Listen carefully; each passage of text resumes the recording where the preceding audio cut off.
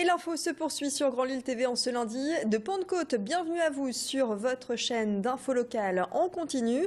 À suivre dans ce flash, la campagne d'été des Restos du Cœur ou encore l'attribution du pavillon bleu au port des Prés du M. Tout de suite, retrouvez donc les reportages préparés par la rédaction de Grand Lille TV.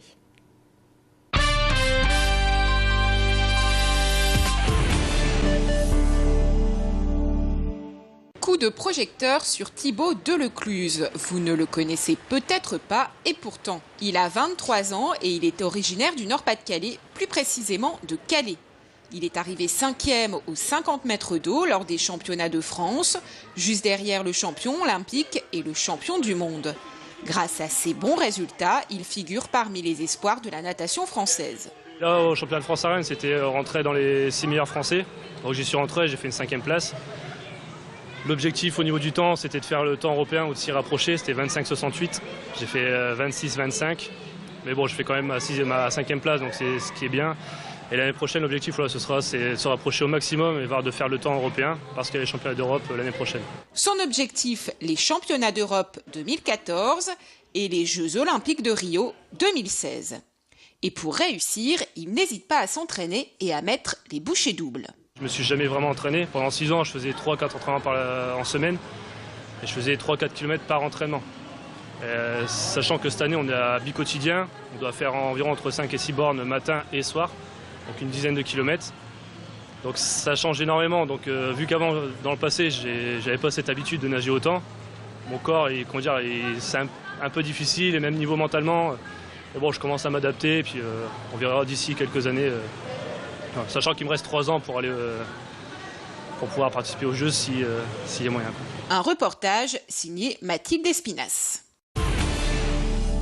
Une gravure sur votre vélo. C'est ce que propose l'ADAV, l'association Droit au vélo. 400 000 vélos sont volés par an en France, 15 000 sont retrouvés par la police et seulement 2% des vélos retrouvés sont rendus à leurs propriétaires. Et c'est pour cela que l'ADAV propose, contre 3 € de graver votre vélo, pour permettre aux policiers de retrouver plus facilement le propriétaire. C'est une sécurité supplémentaire, en plus de l'antivol, il dissuade les voleurs. Le principe, graver sur le cadre du vélo un numéro répertorié dans un fichier national géré par la Fédération des usagers de la bicyclette, le FUB. Marquer son vélo, ça permet, si jamais votre vélo est volé et qu'il est retrouvé par la police, ça permet de savoir qu'il vous appartient et donc de pouvoir qu'on puisse vous le restituer. Tous les commissariats de police sont censés être au courant de ce système et savent qu'ils peuvent avoir accès au fichier national des vélos marqués. N'oubliez pas, le 1er juin, c'est la fête du vélo et ce sera l'occasion pour ceux qui n'ont pas pu se déplacer à Oisem de se faire tatouer leur vélo, bien sûr. Drapeau bleu pour les Prés du M, et ce, pour la 10e année consécutive. Cette distinction, c'est grâce à la qualité des eaux du port. Ils ont été jugés sur le tri des déchets, l'utilisation des énergies renouvelables, la gestion de l'eau, la sensibilisation des plaisanciers à la faune locale et à la flore, et aux produits locaux. Le pavillon bleu, d'abord, c'est administrer un dossier et puis se conformer aux prescriptions du label pavillon bleu. Donc pour cela, on doit trier les déchets, récupérer les huiles usagées et être en capacité de vidanger les eaux noires et les eaux grises des bateaux. C'est quand même une reconnaissance nationale. Il y a une dizaine d'années, le port des Prés du M était le seul port de plaisance dans la région Nord-Pas-de-Calais à avoir obtenu le pavillon bleu. Le port des Prés du M compte 50 bateaux. Les Prés du M, rappelons-le, c'est plus de 120 hectares, un plan d'eau de 45 hectares et 130 000 visiteurs par an. Pour le pavillon bleu, c'est très important les conditions d'accueil environnemental en fait. Et il s'appuie aussi sur des structures qui offrent toute une éducation à l'environnement. Et ici, sur le parc des Prés du M, nous offrons 120 hectares de nature, mais nous avons aussi un marais des contrebandiers sur 11 hectares sur le thème de l'eau. Et puis également une très grosse école de voile qui est la plus grande école de voile sur plan d'eau intérieur.